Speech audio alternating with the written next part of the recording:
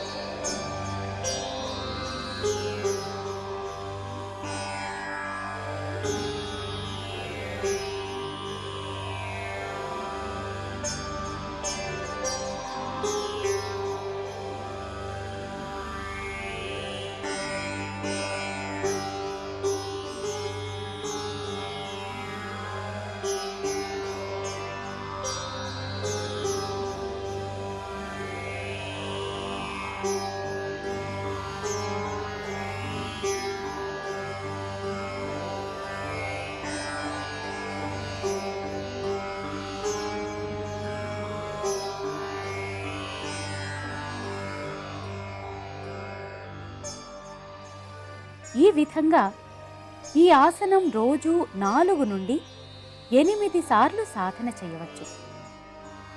ఇలా ఈ భంగిమలో ఉండగలిగినంత సమయం ఉండి తిరిగి యథాస్థానానికి రావాలి.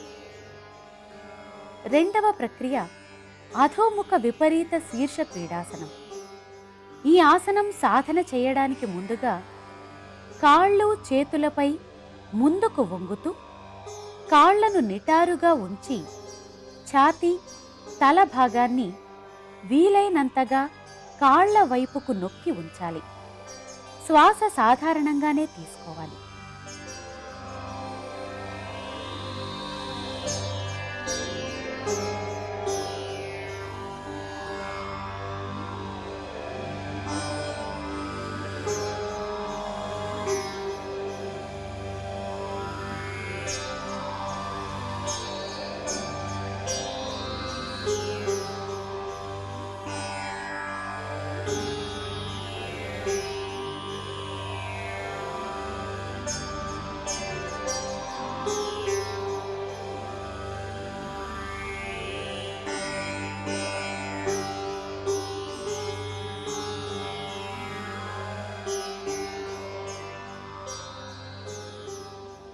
ఇలా ఈ ఆసనం రోజు 3 నుండి 6 నిమిషాల పాటు సాధన చేయవచ్చు.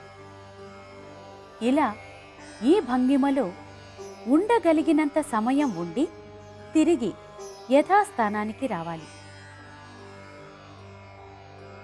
ఈ విధంగా ఊర్ధ్వముఖ విపరీత శ్వానాసనం, అధోముఖ విపరీత శీర్ష పీడాసనం సాధన చేయటం ద్వారా అనాహత చక్రం ఉత్తేజితమై గుండె నాళాల్లో పేరుకుపోయిన అపాన వాయువులు నశించి చిన్న మెదడు పెద్ద మెదడుకు రక్తం సక్రమంగా ప్రసరించి కళ్ళు తిరిగే సమస్య నివారించబడుతుంది. ఈ ప్రక్రియల తర్వాత ధ్యానం చేసి అమృత తుల్యాసనం వేయటం ద్వారా శరీరంలోని అన్ని అవయవాలకు విశ్రాంతి దొరుకుతుంది.